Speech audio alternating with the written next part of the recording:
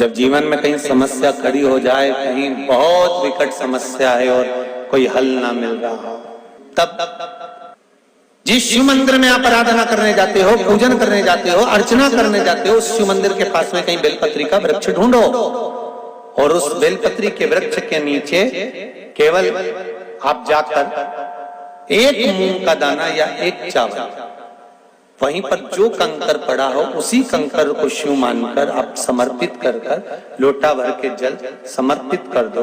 आपको ये नहीं कि माला पकड़ के बैठना, आपको ये नहीं कि मंत्र का जाप करना, आपको ये नहीं है कि आपके मंदिर में जाकर बैठ जाओ। आपने जल चढ़ा दिया, शिव से डायरेक्ट जाकर कह दिया कि मेरी ये समस्या बड़ी विकट है, उसको निवारण आज ही होना है।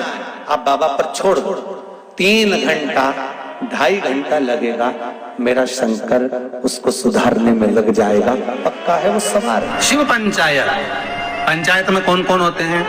शंकर, दुर्गा जी, सूर्य नारायण भगवान, भगवान नारायण और गणेश जी महाराज, बस ये पंचायत। और परिवार में कौन कौन होते हैं? पार्वती, कार्तिकेय, गणेश, शिव, नंदी, ये परिवार शिव पंचायत में केवल 5। और शायद इसीलिए शिव महापुराण की कथा में जो पंचायत का महत्व कहा गया, उस पंचायत में सूर्य की भागीदारी जो कही गई है कि एक बीता।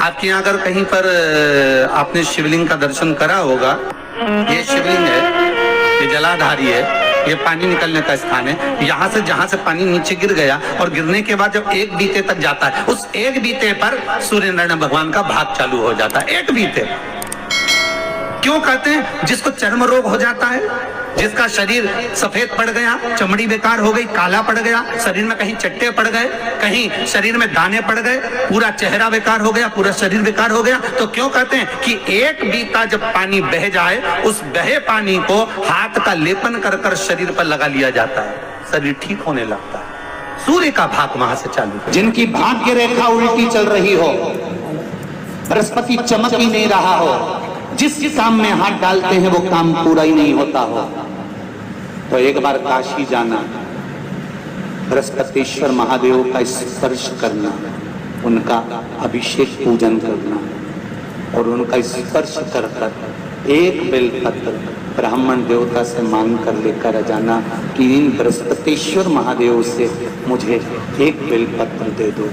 तुम्हें पुखराज पहना कि नहीं पहना, हीरा रतन माणिक पहना कि नहीं पहना, वो बेलपत्र इतना चमत्कार कर देगी कि जिंदगी में कभी संपदा की कमी आएगी। क्यों कहते हैं जो बच्चा बार बार बीमार पड़ रहा हो, बार बार सर्दी हो रही हो, बार बार बीमार पड़ रहा हो, खांसी चल रही हो, बार बार हॉस्पिटल लेकर भागना पड़ रहा हो बच्चे को, छोटा सा अगर बच्चा है, 8 साल के अंदर बच्चा है और बीमार ज्यादा पड़ रहा है, तो आटे का दिया बनाओ, 4 बत्ती रखो, उसमें तिल्ली का तेल डालो, अवधूतेश्वर महादेव का नाम लेकर बच्चे के ऊपर से 21 बार उतारो और किसी चौराहे पर ले जाकर रख दो। जिंदगी में बच्चा कभी बीमार नहीं पड़ेगा, बच्चा स्वस्थ रहे, आनंद में रहे, आनंद में रहे,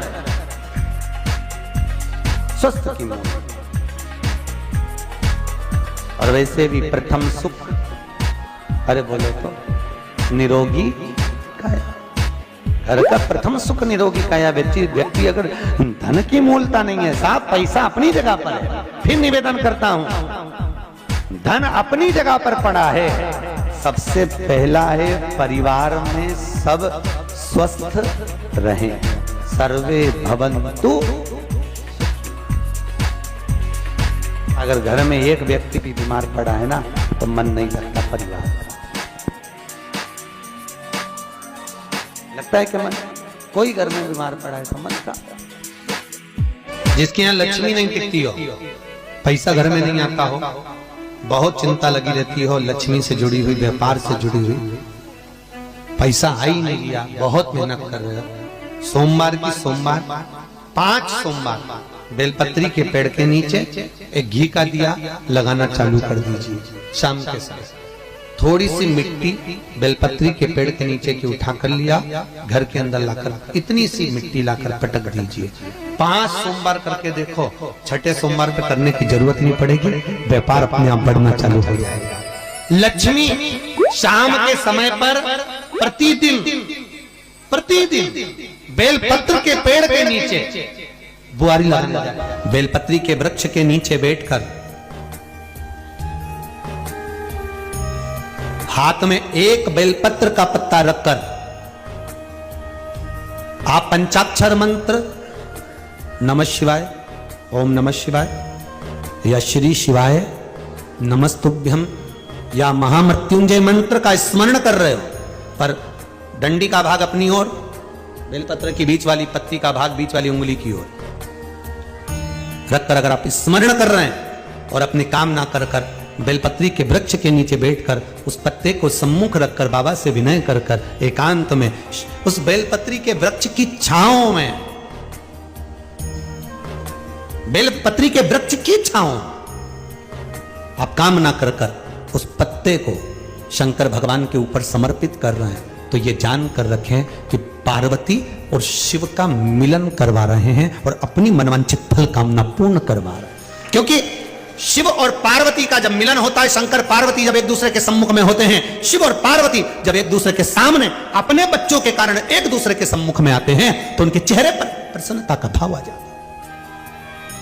फल, मनवांछित फल की कामना आप जिस कामना के लिए कर रहे हैं, विवाह के लिए, नौकरी के लिए, सर्विस के लिए, व्यापार के लिए, रोग मुक्ति के लिए, आप जिस कामना से कर रहे हैं, बस उस कह कभी सोमवार का दिन हो, क्योंकि शंकर जी को सोम प्रिय है, सोमवार का दिन, चंद्र का वार शिव जी को प्रिय है। हमें ऐसा कोई समस्या नहीं जिस समस्या का कोई निदान नहीं, हर समस्या का निदान है, पर निदान किसी दूसरे के पास नहीं, निदान केवल मेरे भोले नाथ के पास में है। व्यक्ति की नौकरी नहीं लगती, सर्विस नहीं लगती, हर जगह पर अप्लाई कर रहा है, बार बार इंटरव्यू देने जा रहा है, लगातार उसको अगर सफलता प्राप्ति नहीं हो रही है, तो धतूरा ढूंढो। धतूरा कहीं बाजार में नहीं मिलेगा, किसी वृक्ष से धतूरा तोड़ लिया, कुछ मत चढ़ा, तू शंकर जी के मंदिर में जाकर तेरा नाम और गोत्र बोल और शिव जी को धतूरा चढ़ाना चालू कर दे।